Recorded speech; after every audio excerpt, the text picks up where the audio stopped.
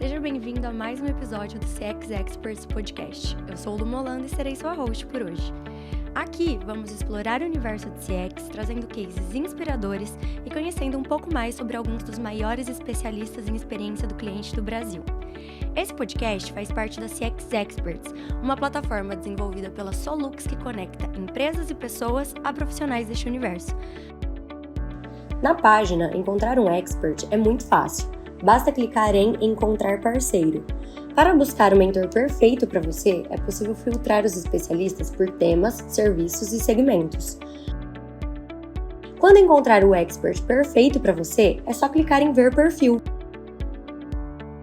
Lá, além de ver a biografia e competências do expert, você também poderá agendar uma conversa.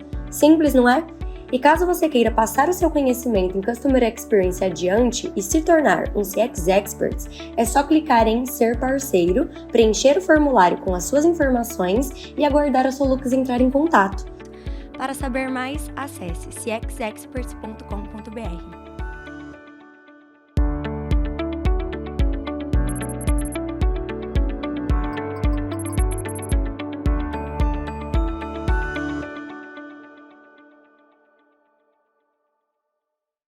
E no episódio de hoje eu tô recebendo aqui um super convidado, Francisco Zapata, fundador e CEO da Kentricus. Tudo bem, Zapata? Tudo bem, muito obrigado pelo convite, viu? Imagina, prazer ter você aqui com a gente. Prazer é o meu.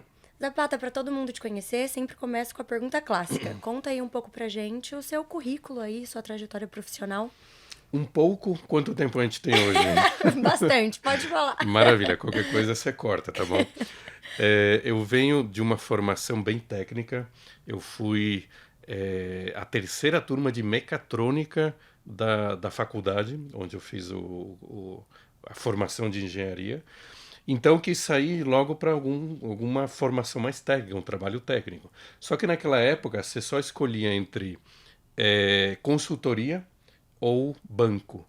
E eu nunca gostei do ambiente bancário, ainda mais naquela época, eu estou falando dos anos 90 já, ainda anos 90. Então eu escolhi consultoria.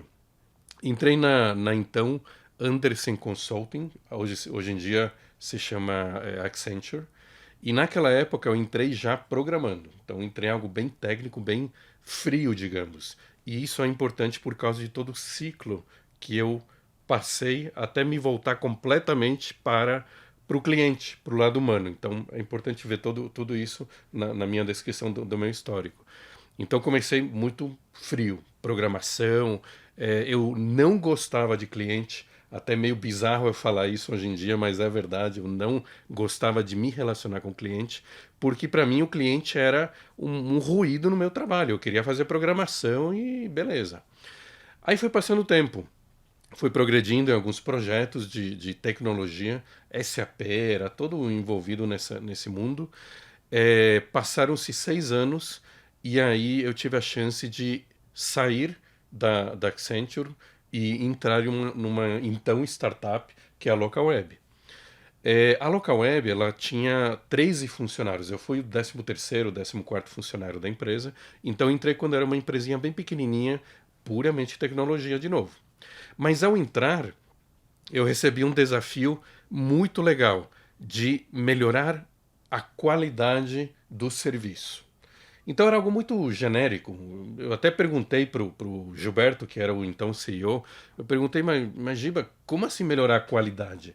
Aí ele falava, pensa aí como o meu cliente da Localweb pode ter um serviço melhor. Então isso me fez pensar muito. E eu pensei ao ponto de chegar, olha, para melhorar a qualidade, eu tenho que entender o que é não qualidade. Então eu vou entrar aqui no mundo de ombudsman. Para quem não sabe, ombudsman é o lado de reclamações, é o canal de reclamações de uma empresa. Tem toda uma história nesse nome, mas não é para agora, eu imagino. Nesse ombudsman, eu comecei a ouvir literalmente as reclamações direto dos clientes. E aí eu começava a me perguntar, por que uma empresa de tecnologia, onde tudo é racional, tudo é desenhado, tudo é programado com uma intenção clara, gera um serviço ruim que gere qualidades? Não era tudo, tá? Pelo amor de Deus, é muito produto bom, muito serviço bom, mas como qualquer empresa tinha reclamação. Então eu capturava a reclamação e entendia o que acontecia. E o curioso é que sempre que eu capturava a reclamação, o cliente falava: Olha, vocês estão me atendendo muito bem, o seu pessoal é super gente boa, me trata bem, mas tem esse problema, tem essa complicação, e eu tentei resolver e não deu, e aí eu ia entendendo o motivo da reclamação, e às vezes era um processo que precisava melhorar, era uma definição que não estava clara, então coisas que dava para consertar. Aí a gente melhorava e criava esse ciclo virtuoso.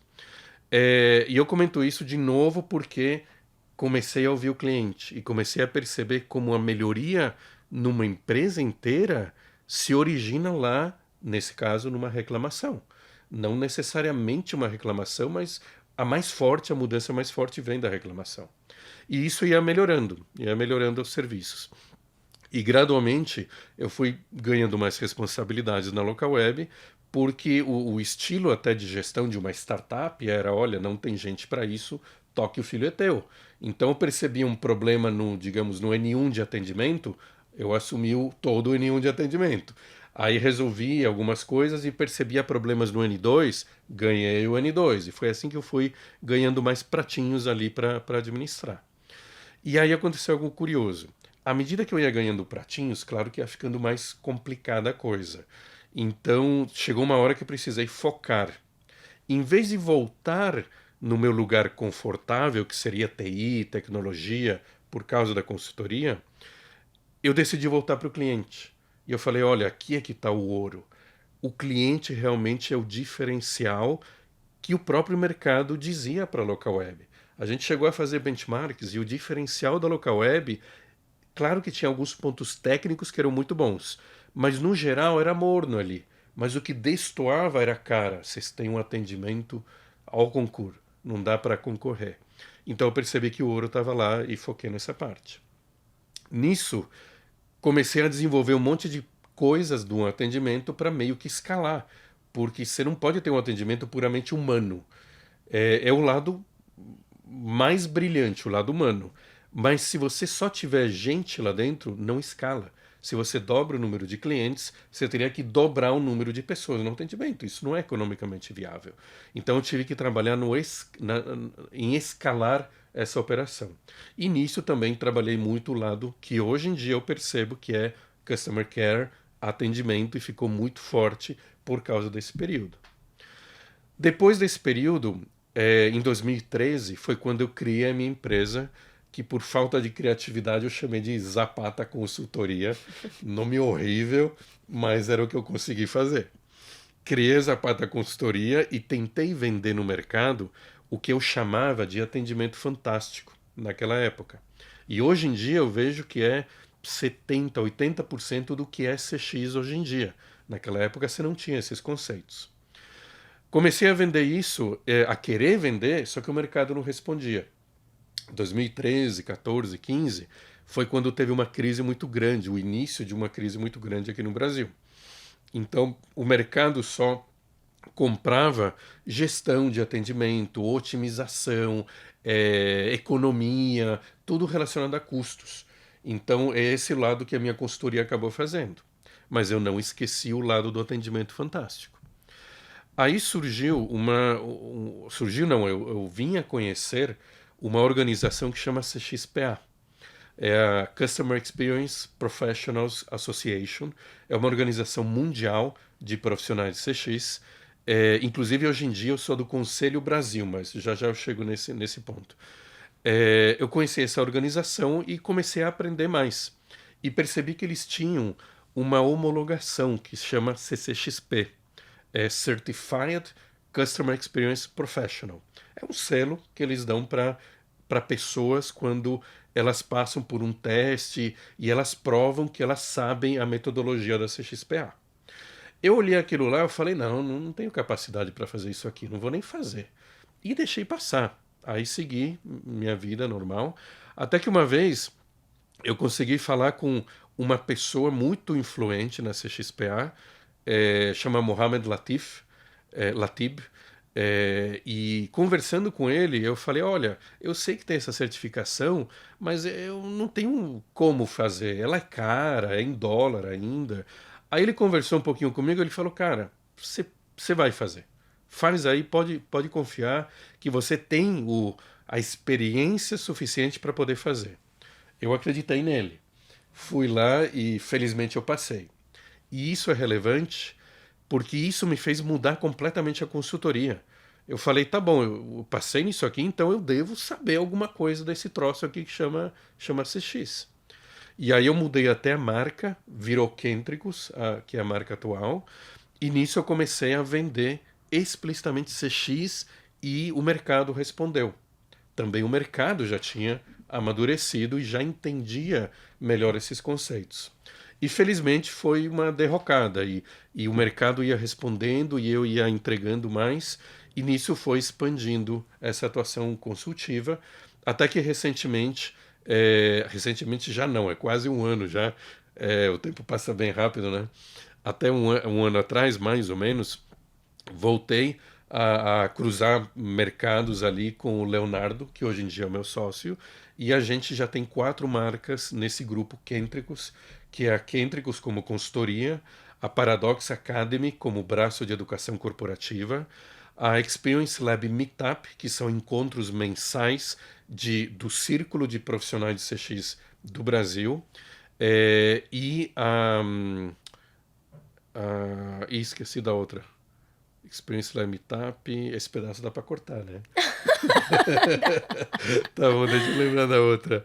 Era... claro, a Customer Lovers. Customer Lovers é uma comunidade de profissionais de CX que vive tanto no WhatsApp como no LinkedIn. E tudo isso opera em conjunto um com o outro. Então as 4 marcas se conversam muito bem.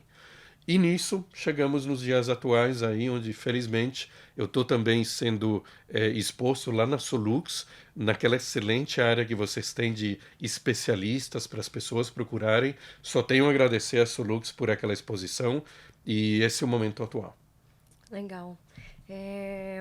Nossa, contou tudo mesmo. Ô, Zapata, quais foram os principais desafios assim que você enfrentou em toda essa trajetória? Eu acho que tem 2. O primeiro é referente à própria entrega do serviço e a segunda é a mentalidade das lideranças das empresas. A entrega do serviço não vou nem chamar de ciência, é uma área de conhecimento ainda nova. Formalmente ela tem 10, 12 anos, dependendo de como você conta, que é a área de Customer Experience, mais abrangentemente a área de centralidade no cliente. Como é uma área tão nova, não tem muito comprovação científica de tudo o que é dito no mercado.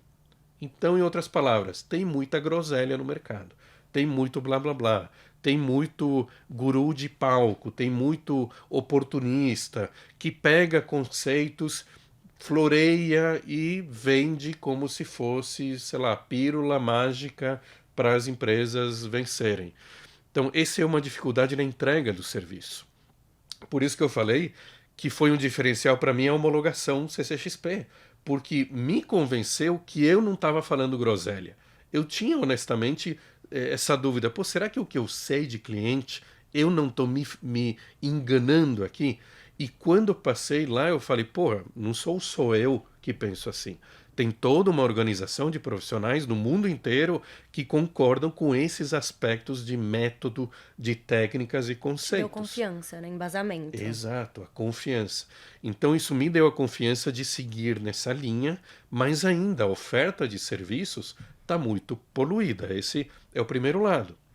O segundo lado, eu digo que é a liderança das empresas, porque também as empresas têm as que se enganam dizendo, eu sou centrada no cliente, e na realidade não é, e tem as que sabem que não são e falam da boca para fora porque o mercado acha bonito. Então é um grande desafio porque para Kentricus fazer um trabalho sério, a empresa tem que ser séria. E às vezes a gente entra na empresa e bate na liderança e percebe, putz, realmente essa empresa não quer mudar coisas fortes, coisas profundas que são necessárias. E aí fica aquele atrito. Você querendo fazer um trabalho de centralização e a empresa querendo que você faça o somebody love, Que, ó, vamos fazer o suficiente para o mercado achar que eu tô legal. Então, esses são dois grandes pontos. Felizmente, putz, eu posso falar de 3 anos para cá, 100% dos clientes que a gente tem atendido são realmente merecedores dessa vontade de querer fazer o cliente como o centro do negócio. Mas antes disso era muito difícil, porque você tem um cliente que quer contratar, mas sob a égide dele, o que este cliente considera correto para o cliente. E não tinha diálogo, e aí tinha muito atrito. Mas eu diria que são esses 2 pontos os principais. Legal. E lá na Kentrix, quais tipos de projetos assim vocês realizam para os clientes? Maravilha. Isso me faz lembrar de 3 grandes áreas que a gente atua para poder responder essa pergunta. A principal, que é a tônica hoje em dia, é a área de Customer Experience. Então aqui a gente trabalha com entrega de toda a arquitetura necessária da organização para ela ser centrada no cliente, tá? Já volto aqui.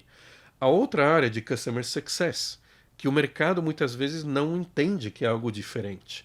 Customer Experience é uma coisa totalmente, não digo totalmente diferente, mas Customer Success está dentro do guarda-chuva de Customer Experience, que está dentro de um guarda-chuva maior ainda, que é a centralidade no cliente. Então, mas em relação a serviços, você pode separar serviços de CX, serviços de CS. E tem a terceira área, que é um patinho feio, e eu rogo para que o mercado entenda que atendimento é atendimento. Não é algo para ser travestido de CX ou de CS e assim a empresa fica bem no mercado. É outra coisa, é uma terceira coisa e é fundamental. Digamos que CX e CS bebem e se fundamentam no atendimento, que é muito mal visto hoje em dia. Ninguém quer ser, eu sou gestor de atendimento. O cara quer trocar, né? Quer botar, sou gestor de sucesso do cliente. Eu sou gestor de experiência. Cara, assume que você é de atendimento, que você vai ter um futuro brilhante, porque é o que muitas das empresas precisam. Sabendo então dessas 3 grandes áreas, respondendo sua pergunta, no mundo de atendimento, a gente trabalha muito com organização baseado em 5 tipos de contato, tá? Não vou nisso agora, a menos que você me pergunte, porque leva horas, mas eu adoro falar. É basicamente você entender que só tem 5 motivos pelos quais o seu cliente te liga e organizar a sua empresa, o seu atendimento baseado nisso. Sucesso do cliente já é fundamentado em outra premissa, na premissa de que você, como empresa, tem que entender o que é sucesso do ponto de vista do seu cliente e como usar o seu serviço, o seu produto, para maximizar esse sucesso do cliente. E Customer Experience é um pouco mais abrangente, mas envolve, de certa forma, essas duas. E o objetivo de Customer Experience é você fazer o que a gente chama de engenharia de dopamina. Eu achei lindo esse termo quando eu vi a primeira vez. Não fui eu que criei. Por quê? O ser humano ele percebe experiências baseado na dopamina, outros detalhes biológicos também, mas resumindo, dopamina estando em alta ou em baixa na sua jornada em relação a uma marca. Então, quando você entende quais os lugares mais significativos, você trabalha a jornada para elevar esse nível de dopamina, tá? Esse é o nível mais detalhado possível que a gente podia chegar. Como serviço, a gente entende a persona do cliente, entende a jornada que esse cliente passa em relação à empresa, entende o contexto de negócios para poder fazer uma jornada que ao mesmo tempo vai ser boa para o cliente, só que vai ser lucrativa. E essa é uma falha grande do mercado. Tem gente que faz CX pela alegria do cliente, para deixá-lo feliz, o que é legal, claro. Mas se isso não for economicamente sustentável, literalmente não vai se sustentar a empresa. Então, os serviços que a gente faz para a CX levam em consideração esses pontos: o ser humano, a sustentabilidade, a estratégia e não só a ponta lá da entrega do serviço, mas também o que a gente chama atrás das cortinas da empresa.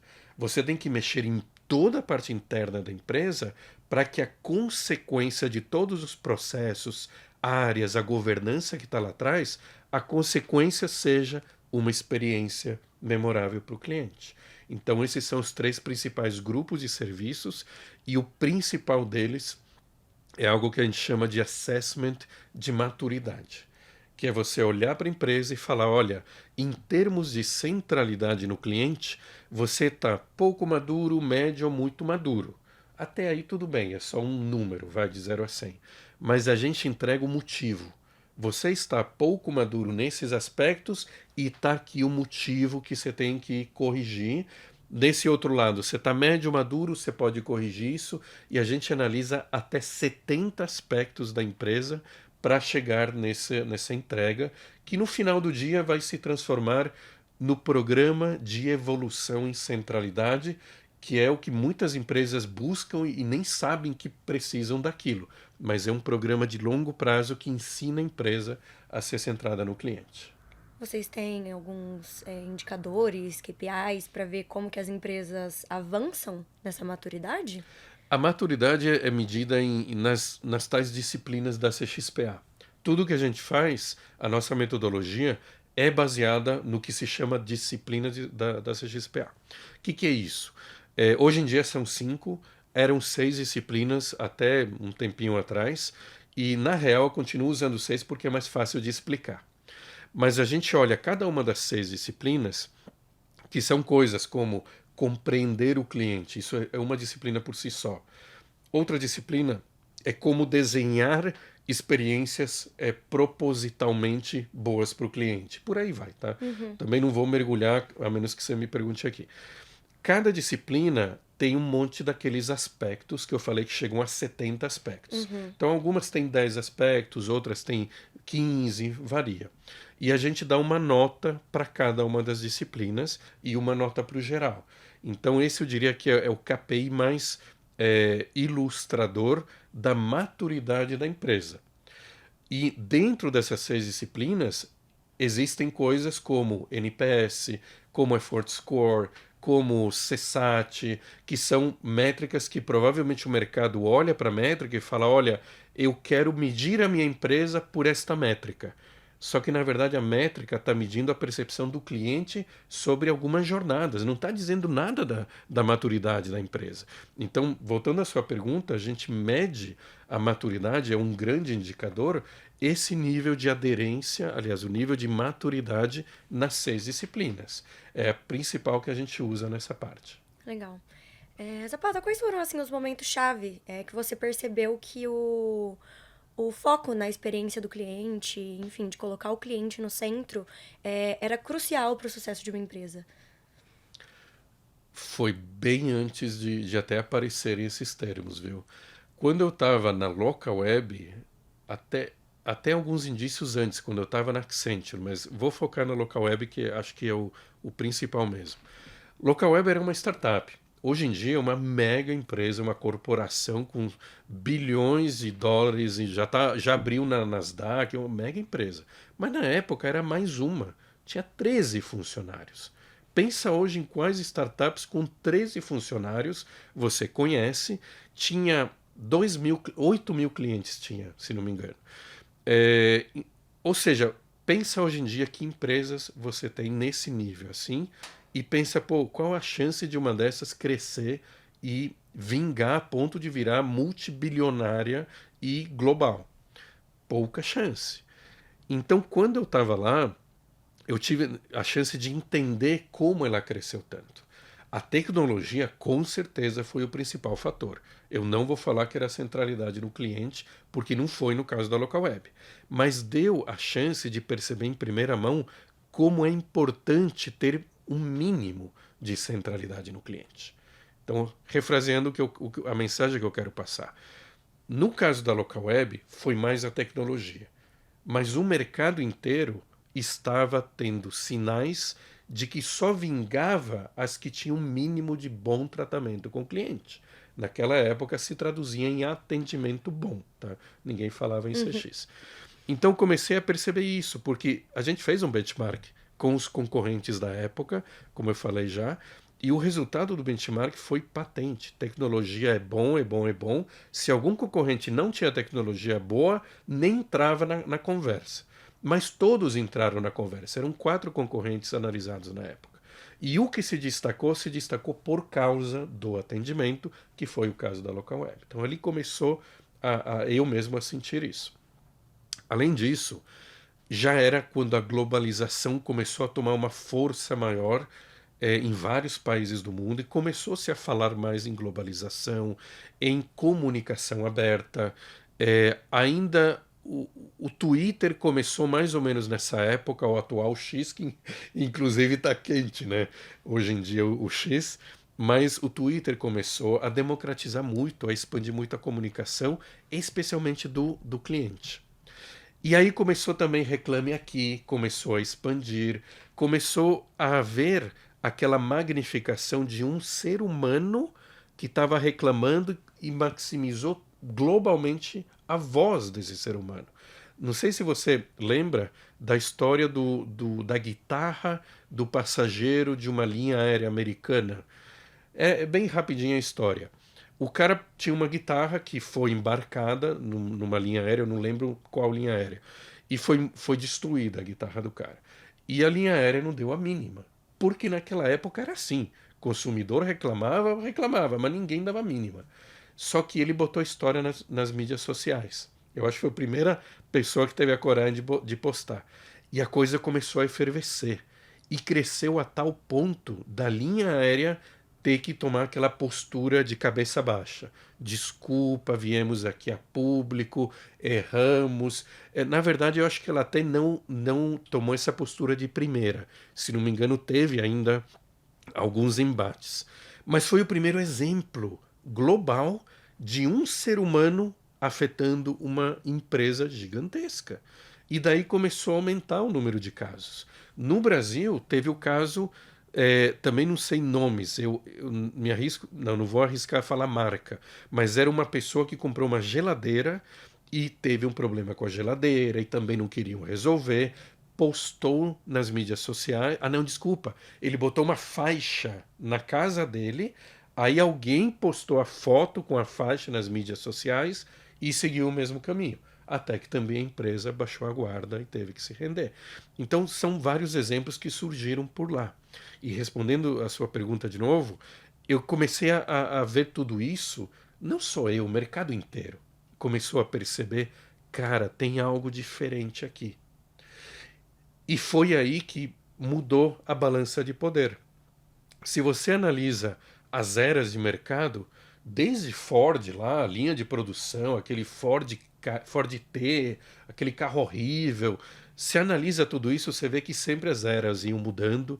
Era da produção, era da distribuição, era da informação, mas sempre o poder estava na mão de quem produzia, da fábrica, do dono do business, da corporação. Agora não. Na era do consumidor, pela primeira vez na história, a balança pendeu para o ser humano. Então, eu sempre falo isso nas minhas palestras. Não é uma mudança tão pequena como parece. E você pode falar, pô, mas já é uma mudança grande, né? O mercado inteiro está se rendendo. É maior do que isso. Porque agora o ser humano individual tem um poder que nunca teve antes. As corporações já perceberam isso e estão virando, estão centralizando em torno do cliente. E aquelas que eu comentei que é da boca para fora, rapidinho vão ter que entender que não adianta ser da boca para fora, porque o mercado vai escolher um concorrente dele que seja verdadeiramente centrado, inclusive nos monopólios. Te conto até essa história aí em separado aqui, não sei se tem uma pergunta para isso, mas vou resumir. Em mercados monopolistas, você já vê empresas querendo ser centradas no cliente. E eu estou falando no Brasil, empresas de água, empresas de lixo, empresas de eletricidade, todas elas já estão preocupadas em ser centradas no cliente, porque o mercado está indo nessa direção. O cliente hoje tem voz e tem opção, né?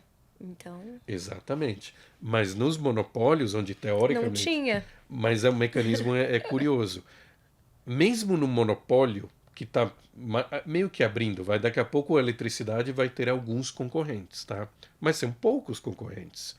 Você vê telefonias. Telefonias não melhoraram muito, não. Por quê? Continua sendo um brigando com o outro. Só que as telefonias não olharam ainda para o Elon Musk.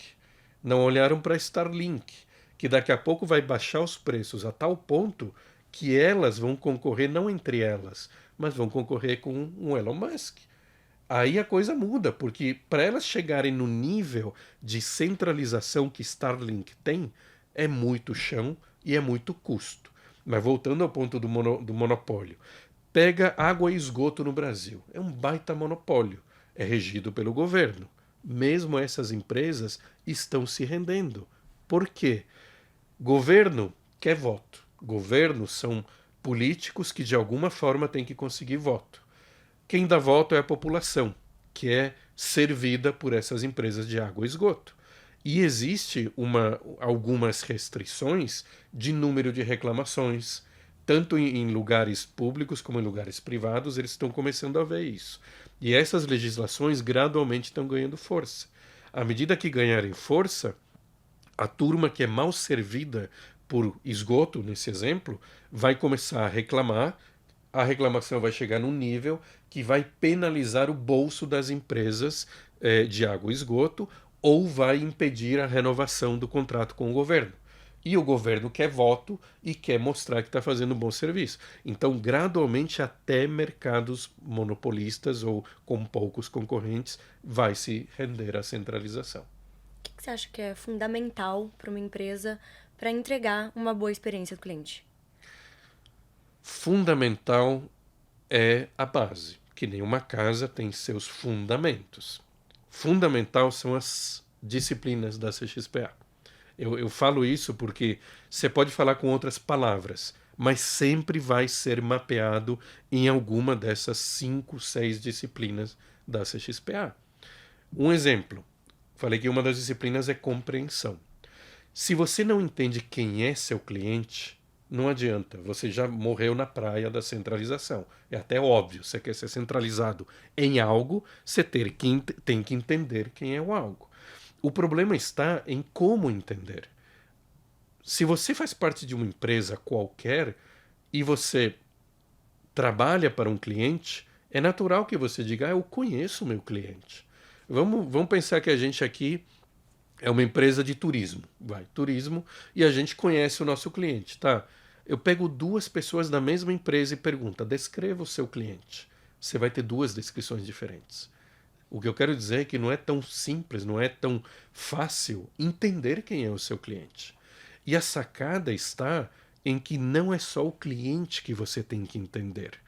Isso poucas empresas percebem hoje em dia. É fundamental, mas também você tem que entender o restante desse contexto de negócios. Você tem parceiros que chegam no seu cliente também. No caso de uma empresa de turismo, você tem as companhias aéreas que tocam a experiência do cliente de uma maneira mais forte do que a sua. E você não tem o mínimo controle sobre a companhia aérea. Depois a pessoa tem uma péssima experiência na companhia aérea, vai culpar a companhia e vai culpar a sua empresa também. Você fala, não tenho nada a ver com isso. E tem. Então, voltando, é entender quem é o cliente, que é um exemplo de uma disciplina. Outra disciplina que eu até mencionei é desenhar. Desenhar uma experiência proposital para o cliente. Em geral, as empresas deixam a sorte. Deixam assim, olha, vamos fazer aqui o processo de cobrança bonitinho, o site bonitinho, cada silo da empresa fazendo bonitinho o seu trabalho. Você diz as jornadas. A jornada. Ah, tá. Só que o cliente não trabalha por silo. O cliente trabalha na horizontal, quebrando todos os silos. Então, quando ele usa o serviço, ele experimenta um pouquinho de cada área. A área de marketing fez isso, eu estou sentindo aqui. A área operacional está levando de um lugar para outro. É sentido uniformemente pelo cliente. E as empresas esquecem de juntar todas essas peças. Então, voltando no desenhar propositalmente, o que é isso? É você entender todas as pecinhas do quebra-cabeça e desenhar aquela engenharia de dopamina que eu falei. Falar, olha, nesse ponto aqui é um ponto crítico da jornada do cliente. É quando ele vai, sei lá, abrir a porta do carro e tem que estar com aquele cheirinho de novo, porque eu sou uma locadora de carros e tem que estar limpíssimo. Só que às vezes não está por N motivos e o cliente tem uma impressão ruim. Então o que é propositalmente? a empresa tem que garantir que vai estar limpíssimo o carro, nem que seja investindo numa empresa de limpeza, mesmo que o locatário anterior entregasse limpo, vai lá e limpa de novo e bota um cheirinho no carro. Então isso é proposital. Essa é a segunda disciplina. E as outras também seguem o mesmo exemplo, mas de novo não vou mergulhar aqui, que levaria um tempo todo do dia. Mas isso é o fundamental, é você entender as disciplinas não porque é bonito, mas porque são fundamentos para você entregar uma experiência memorável para o cliente. E só fechando a resposta, para isso tudo acontecer, o outro fundamento que eu diria é a liderança da empresa, e eu estou falando do board diretivo. Diretores sim, mas acima deles. Às vezes acima do presidente. Essa turma tem que realmente acreditar nos fundamentos da centralidade, acreditar que é um jogo de médio e longo prazo, mas o lucro é muito maior do que um jogo de curto prazo. Eu gosto muito quando você diz aí da disciplina, das competências. Eu li o livro da CXPA e tem uma que eu adoro, que é Employee Experience. Ótimo. Eu adoro. Como você vê que está a compreensão da experiência do colaborador para as empresas? De novo, está meio torto. Tá? Porque a parte de EX, no fundo, é idêntica a CX. Só que você olha para o seu cliente interno e não para o cliente externo. Tá? Desculpa, tem mais uma mudança. O EX, ele não pode ser um fim por si só. Aí é puro custo. Aí você joga dinheiro para todo mundo, bota cerveja no escritório, bota sinuca, dá dias livres, você é aquela empresa boazinha ao extremo, você vai à falência. Então o EX necessariamente tem que ser uau, tem que ser fantástico nos lugares que tem conexão com o cliente de fora. Então isso também as empresas ainda não sabem fazer, mas voltando, a diferença grande entre os dois é essa. O CX é um fim por si só porque vai gerar lucro no médio e longo prazo, e o EX ele merece investimento na medida em que melhora o CX. Então o EX, concordo, é fascinante, porque você olhar para dentro com o ponto de vista de cliente interno é sensacional. Você enxerga as pessoas, por exemplo. Você tem aquela área, por exemplo, uma área numerosa que costuma ser o atendimento. Vamos mudar um pouquinho. A área de entrega de serviço, aquele técnico que vai lá fazer alguma coisa na casa do cliente. Tá? Inclusive, temos um cliente que é muito parecido hoje em dia na Kendricks. Esse colaborador geralmente tem reclamações de atraso. Você, como consumidora, quando você recebe um técnico de internet, né? Sempre tem aquele problema, putz, atrasou, ou então não veio e ninguém avisou e tal. Então é fácil bater nele e falar, cara, você tem que chegar na hora, você tem que avisar, não sei o quê. Isso é fácil, como se ele não soubesse, inclusive. Quando você estuda a persona, caso real, você percebe, putz, não é porque ele não quer, ele quer chegar na hora. Ele quer fazer um serviço bom. Mas o coitado tem que ir de um lugar da cidade para o outro, e para chegar lá ele tem que passar pela central, que é ainda em outro lugar na cidade. E ele fica sabendo do roteiro na véspera. Então, claro que não vai dar certo. Então, vê como a mentalidade de CX se aplica. Primeiro você entendeu a persona. É um técnico com tais características. Às vezes ele tem a família e tem que levar os filhos no colégio. Às vezes ele é um jovenzinho que quer mostrar serviço, tá lá às 4 da manhã. São pessoas diferentes. Então, personas diferentes merecem tratamentos diferentes, sim. Começou aí o EX. Aí você vê a jornada dele.